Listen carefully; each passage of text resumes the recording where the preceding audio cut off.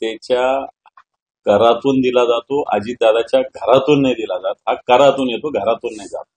आणि त्यामुळे अजितदादा सारख्या जबाबदार, आता जबाबदार शब्द वापरावा नाही वापरावा मला माहिती नाही, परंतु अशी व्यक्ती जर अशा पद्धतीनं जनतेस धमकी देत असेल मतासाठी, तर निवडणूक आयोग काय करतं हा माझा प्रश्न निवडणूक आयोगाला आहे.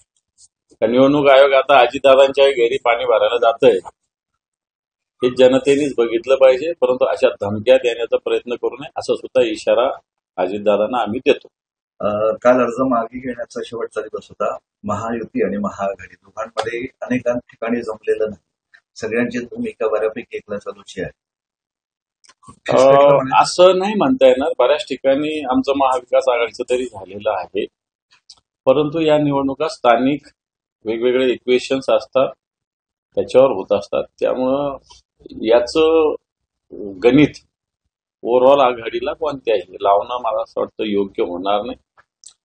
कारण स्थानिक कित्येक लोक 10-10, 20-20, 25-25 वर्षांनी एक नगरपालिकेमध्ये कोणत्या काय पक्षाचे, काही तर व्यक्ती आहेत त्यांच्या आघाड्या आहेत, ते कोणत्या पक्षाचे नाही, आणि म्हणून त्याच्यात फार काही राजकीय घ्यावं असं मला नाही वाटत. शरद पवारांचं एक विधान आहे, मनसेला सोबत घेण्याबाबत एकत्रित चर्चा करावी, सत्याच्या मोर्चाप्रमाणे एकत्र मैदानात उतरायला हवं तरच लाभ. बिलकुल ही भूमिका शिवसेनेची पण आहे.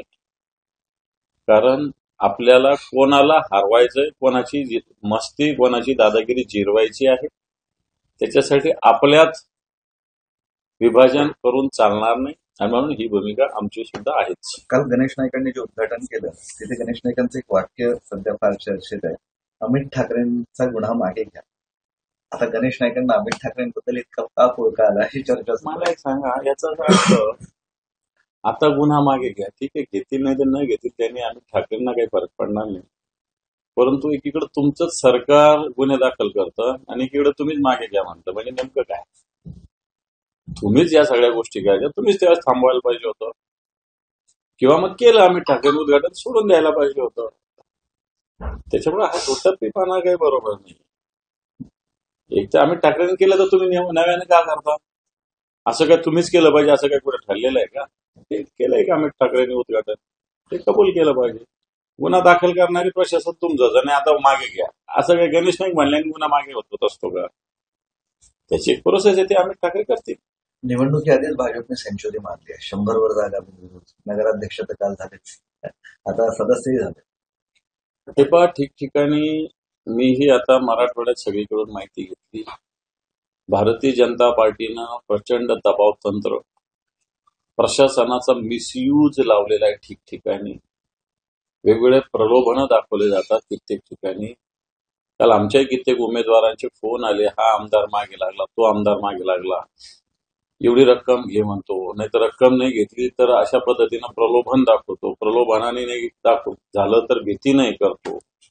आणि म्हणून सत्तेची मस्ती, सत्तेचा माज हा भारतीय जनता पार्टीला चढलेला आहे, आणि म्हणून त्याचे परिणाम मला सांगा. गिरीश महाजनांचीच बायको काय येते, रावलांचीच आई काय येते? एखाद्या सामान्य कार्यकर्त्याची बायको किंवा कार्यकर्ते निवडून आले बिनविरोध, भारतीय जनता पार्टीकडून का होत नाही ते दाखवा. गिरीश महाजनांचीच बायको का, रावलांचीच आई का, मंत्र्यांचीच, म्हणजे जे मोठे सत्ताधीश आहे यांच्याच का? मग एखादं मी म्हणेल चला सोडा, आमचं सोडा, भारतीय जनता पार्टीच्या एखाद्या सामान्य कार्यकर्त्याची, सामान्य कार्यकर्ती किंवा कार्यकर्ता का बिनविरोध निवडून नाही आलेला? त्यांच्यासाठी कोणी काही करत नसतं, स्वतःसाठी ते करतात, आणि त्याचे ते परिणाम. ठाण्यामध्ये शिवसेनेच्या माजी नगरसेवकांचे नाव मतदार यादीतून गायब झाले. 3 टर्म नगरसेवक राहिलेले सुधीर भगत यांचं नाव मतदार यादीतून वगळण्यास समोर आलं. हे पण मतदार याद्याची माहिती काल मतदार याद्या महानगरपालिकेच्या झालेल्या आहेत. मतदार याद्यामध्ये प्रचंड घोळ आहे. सगळ्या मतदार याद्यामध्ये कित्येक प्रभागाच्या बाउंड्री सोडून बाहेरचे मतदार तिथं आलेले आहेत. शेकडोनी नव्हे तर हजारोनं असं झालेलं आहे. ज्या सीमा वॉर्ड रचना केली, मग वॉर्ड रचना कशाला करायची? 10,000चा 50,000चा वॉर्ड करायचा, कुठलेही 50,000 मतदार घ्यायचे असं घ्यायला पाहिजे होतं. मग वॉर्ड रचना करायची, वॉर्डाची बाउंड्री करायची, त्या बाउंड्रीच्या बाहेरचे मतदार येतात कसे मग याच्यामध्ये? झोपलेलं आहे का निवडणूक आयोग? जर तुम्ही वॉर्ड रचना करताना उत्तरेला हे, पूर्वेला हे, पश्चिमेला हे, दक्षिणेला हे म्हणता, मग या सीमेरेषेच्या बाहेर मतदार येतात कसे? आणि म्हणून सगळ्या मतदार याद्यामध्ये मी काल संभाजीनगरात जवळपास 7-8 वॉर्डांमध्ये जाऊन आलो प्रभागात. सगळ्या ठिकाणी हीच बोंब आहे. आणि नंतर काल आदित्य साहेबांनी सुद्धा मुंबई महानगरपालिकेच्या अशाच पद्धतीने सगळ्या महानगरपालिकेच्या, पुण्याची अशी तक्रार आहे, पिंपरी चिंचवडची अशी तक्रार आहे, ठाण्याची अशी तक्रार आहे. मतदार याद्यामध्ये वॉर्ड रचनेच्या ज्या सीमा आहे याच्या बाहेरचे हजारो मतदार, एखाद्या वेळेस हे मतदार तिकडे पण असतील इकडे पण असतील, परंतु मी काही 3-4 प्रभागाचे स्वतः बघितलंय, त्याच्यामध्ये स्पष्टपणे झालेलं आहे या मतदार याद्यामध्ये बरं त्याच्यात निवडणूक आयोगात आता व्यक्ती टू व्यक्ती कंप्लेंट करा असं जरुरी नाही आहे. जर आम्ही या सीमारेषेच्या बाहेरचा माणूस या मतदार यादीत आला असेल, या वॉर्डाची सीमा ही असेल, तर त्याचा जर अर्ज आला तर व्हेरीफाय केलं पाहिजे तो खरंच तिथं आहे का नाही आहे, त्याचं नाव कट केलं पाहिजे. तो जिथं राहतो तिथं टाका, कोणाचं गळा असं आमचं म्हणणंच नाही आहे. परंतु या मतदार याद्यामध्ये प्रचंड घोळ आहे. निवडणूक आयोगाने, राज्य निवडणूक आयोगाने या सगळ्या गोष्टीची दखल घेतली पाहिजे. निश्चित आम्ही याची तक्रार करणार आहोत. काल धाराशिवमध्ये भाजप आणि शिंदेच्या सेनेचा फाट नाही. आता तो वाद इथपर्यंत गेलाय की दुश्मन का दुश्मन दोस्त, याचा अर्थ तिथे तुमची शिवसेना आणि त्यांची शिवसेना याच्यासोबत म्हणजे एकत्र लढू शकतात असं चित्र निर्माण झालंय. वाटतंच होऊ शकतं. हे पहा, आता कुठं ओरिजिनल भारतीय जनता पार्टीच्या धाराशिवला पद्मश्री पाटलाचा तो राणा जगजित सिंग भारतीय जनता पार्टी बघतो. भारतीय जनता पार्टीचे लोक तर कुठं बाजूला बिचारे माहीत पण नाही. आता तेच काही ठिकाणी आघाडी, आता सुजित ठाकूर भारतीय जनता राज्याचा सरचिटणीस होता, आमदार होता, आघाडी केली सगळ्यांनी मिळून. पक्ष भारतीय जनता पार्टी पण नाहीये, आमची शिवसेना पण नाहीये, पण आघाडी झालेली आहे. आणि म्हणून असं धाराशिवमध्ये मोठ्या प्रमाणावर झालेलं आहे. याला कारण राणा जगजित सिंह जे आहे यांची एकंदर यांच्या विरोधात, कारण पद्मश्री पाटलांच्या विरोधाचा रोष आजही कायम आहे आणि त्याच्यामुळे तिथं काही ध्रुवीकरण काही ठिकाणी झालेलं आहे. दोन शिवसेना तिथे एकत्र येऊ शकतात का? मला नाही वाटत असे ना, स्वतंत्र लढती ते काय थोडी एकत्र मलाही मध्य आणि यालाही मध्य असं म्हणजे म्हणून नाही. सूर वगैरे काही जुळले नाही. दोन्ही शिवसेना, तिथं शिवसेना आम्ही मानतच नाही, परंतु आमची शिवसेना लढते. काही ठिकाणी आघाड्या जागाचं ऍडजस्टमेंट निश्चित झालेली आहे. जयकुमार गोरे यांनी म्हटले की विकास फक्त भाजपच करू शकतं, भाजप राम दाम दंड घेऊन कार्यकर्त्यांच्या पाठीशी आहे. जयकुमार गोरे हे लक्षात येतं, कार्यकर्त्यांच्या नाही, कार्यकर्त्यांच्या नातेवाईकांच्या पाठीशी. जर गोरेंनी जर खरं, आता गोरे ओरिजिनल भारतीय जनता पार्टीचे आहे नाही आहे, परंतु राजन पाटलाची सून, मी आता तोच पुन्हा मुद्दा, राजन पाटलाची सून निवडून येऊ शकते बिनविरोध, सत्तेचा मिसयूज करून. बाकीची का नाही येऊ शकत हो? रावलांची आई येते, गिरीश महाजनांची बायको येते, पण बाकी कार्यकर्ते काय येतात? आणि विकास कोणता साधला भारतीय जनता पार्टीनं? आज 7,000-8,000 आत्महत्या 2-2.5 वर्षामध्ये. आता या मराठवाड्यामध्ये 1 जानेवारीपासून 900च्या वर आत्महत्या झाली. आणि मग कोणता विकास केलेला आहे? रस्ते खड्डे, म्हणजे पूर्ण महाराष्ट्रात रस्त्यावर खड्ड्याची म्हणजे रस्त्याची चाळणी झालेली सगळ्या ठिकाणी. सिंचनाचे सगळे प्रकल्प कुठं फुटलेले, कुठं तुटलेले, रस्ते जसेच्या तसे पडलेले. 20-20 वर्षांना मुंबई गोवा महामार्ग होत नाही. आणि म्हणून मला असं वाटतं या विकासाच्या गप्पा नुसती भारतीय जनता पार्टी मारते. जयकुमार गोरे यांच्या म्हणण्यात कोणतंही तथ्य नाही. वेगळा प्रश्न विचारतो की जे अतिवृष्टीचं अनुदान आहे ते अजूनही 40 ते 45% शेतकऱ्यांना मिळालेलंच नाहीये. रद्द केलेली केवायसी भस्मासूर अजूनही कायमच. मी ग्रामीण भागात फिरतोय, दररोज जात असतो. 40 ते 45% लोकांना रक्कम आली असेल, परंतु जी जाहीर झाली ती आलेली नाही. बागायतीचे आता काही लोक उपोषणाला बसलेले बघा. श्रीरामपूर तालुक्यामध्ये वेगळे, वैजापूर तालुक्यामध्ये वेगळे, नेवाशात वेगळं, गंगापूरमध्ये वेगळं, येवल्यात वेगळं, वैजापूरला वेगळं. त्यामुळे 40-45% समजा डिक्लेअर केलेलं आहे 8,500 रुपये, आले 1,500 रुपये, 1,000 रुपये, 500 रुपये. त्यामुळं आम्ही या पॅकेजचं झालं काय याचा पंचनामा केलाय. परंतु आता पुन्हा एकदा तहसीलदारापासून कलेक्टरांपर्यंत भेटून एक पंचनामा या सगळ्या मदतीचा आम्ही करणार आहोत. महेश सावंत असं म्हणतात की मुंबई महापालिकेत ठार यांचाच महापौर बसणार, पण महाविकास आघाडीचं काय? कोण म्हटलं? महेश सावंत. महेश सावंत असं नाही प्रश्न प्रपंच. मुंबई महापालिकेमध्ये ठाकरेंचंच महापौर असणार. बरोबर बोलले ते काय चूक बोलले.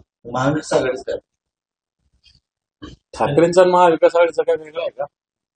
ठाकरे महाविकास आघाडीतच आहे. महाविकास आघाडी ठाकरेंनीच बनवलेली आहे ना महाराष्ट्रात. त्याच्यामुळे ठाकरेंनी जिथं सुरुवात केल्यामुळे देशात बनलेली आहे. त्यामुळे ठाकरेंचाच बसणार म्हणजे काय, महाविकास आघाडी त्यासोबत असणारच. ती जुनी चर्चा पुन्हा फिरत होते. ते उदय सामंतांची जी चर्चा होती की ते बाजूला जाणार, 10 आमदारांसोबत घेणार, जाऊ शकतात इकडे तिकडे कुठं. तुम्हाला काय वाटतं सगळं? मी काल परवाच बोललो आपल्याशी बोलताना की आत्ताच्या घडीला एकनाथ शिंदे साहेबांचे कित्येक मंत्री त्यांचं ऐकत नाही. त्यांना कंट्रोल देवेंद्रजी फडणवीस साहेब करतात. आणि याच्यात उदय सामंताचं नाव एकदम वरचं आहे. अन्य काही मंत्री त्याच्यामध्ये आहेत. मला वाटतं ते हळूहळू यथावकाश समोर येतील. त्यामुळे जे सत्य आहे ते सत्यच आहे. उदय सामंत लीड करतायत या दुसऱ्या याच्यासाठी असं ते चित्र. मला माहिती नाही, परंतु ते एकनाथ शिंदे साहेबांचं ऐकत नाही एवढं मला माहिती. त्यांना ऑपरेट देवेंद्रजी फडणवीस करतात. सामनातून दावा केलाय की शिंदे सेनेचे 35 आमदार फुटणार. ओके. फुटू शकतील. आताच्या घडीला शिंदेचा फुगाच आहे ना तो. कित्येक लोक हे शिंदेचे नाहीच आहे. शिंदे साहेबांचे कित्येक लोक नाहीच आहे ना. भारतीय जनता पार्टीनं दिलेले काही उमेदवार काही ठिकाणी जागा भले त्यांना सुटली असेल त्यावेळेस, पण उमेदवार भारतीय जनता पार्टीचेच आहे. बरेच आहे याच्यात 10-15 एकदम डायरेक्ट. आता समजा मुलजी पटेल मुंबईमधला अजूनही कधी शिंदेचा फोटो सुद्धा लावत नाही. निवडून आला त्यांच्या पक्षाकडून. त्याचे फोटो देवेंद्रजी नरेंद्र मोदीच असतात. बाकी काय कोणाचं लावत नाही तो भारतीय जनता पार्टीचा सरचिटणीस आहे, अजून पण आहे. आता आमचे इथे संजय ना जाधव आपल्या इथं, ते काय शिंदेच्या सैनिक थोडे आहेत. त्यामुळे असे खूप लोक आहेत 10-15 की जे भारतीय जनता पार्टीचेच आहेत.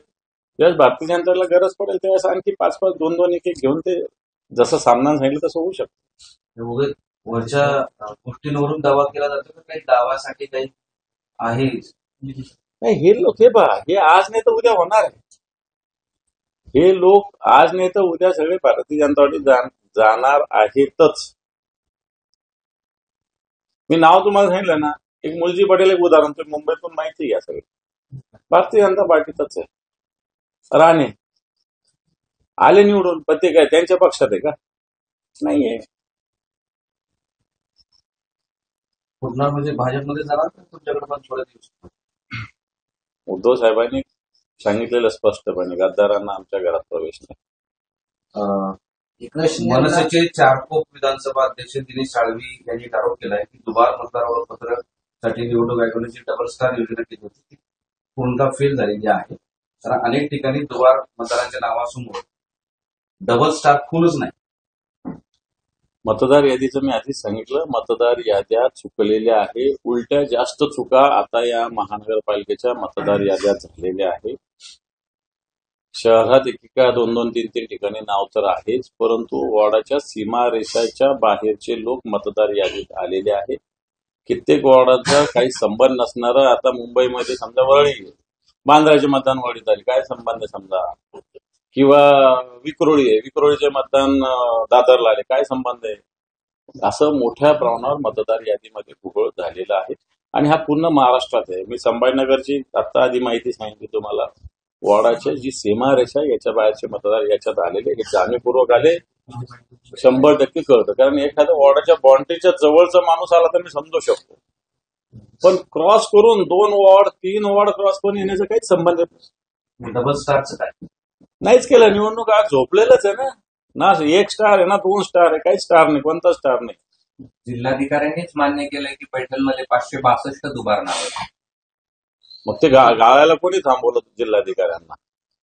भुमरे जे बोलले 20,000 मतदार मी बाहेरून आणले ते सत्यच आहे ना. याचा अर्थ त्याला दुजोरा जिल्हाधिकारी देतात.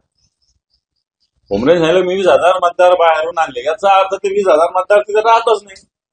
कायदा काय सांगतो निवडणूक आयोग? कुठे राहणाऱ्याला कुठे मतदान थोडी करता येतं. मी जिथं रेसिडेन्स आहे माझं तिथंच मला मतदान करता येतं. मी कुठेही नाही मतदार यादीत नाव ठेवू शकत. महापालिकेतही अनेक आक्षेप यायला सुरुवात झाली. येणार ते, मी आधी सांगितलंय सगळ्याचे. महापालिकेत सगळ्या प्रभागात आक्षेप आहेत. भाजपचे प्रवक्ते केशव पाल यांनी पोस्ट केलेली आहे. त्याच्यामध्ये म्हणते की ठाकरे म्हणजे मुंबई नाही, ठाकरे म्हणजे मराठी माणूस. केशव उपाध्ये बिचारा साधा माणूस आहे, परंतु त्यांना अजून घरात बसून एवढं बोलणं म्हणजे ठाकरे आणि मुंबई कळाली अशातला काही भाग नाही. ठाकरे अजून भल्यांना कळालेले नाही, केशव उपाध्यायांना काय करणार. त्याला आशिष शेलारांच्या त्या भूमिकेला समर्थन दिलं असं सांगितलं. अशी शेलारांची काय करणार, अशी शेलारांची भूमिका काय. बावनकुळे म्हणतात महाविकास आघाडी मुंबईत किंचित दिसेल.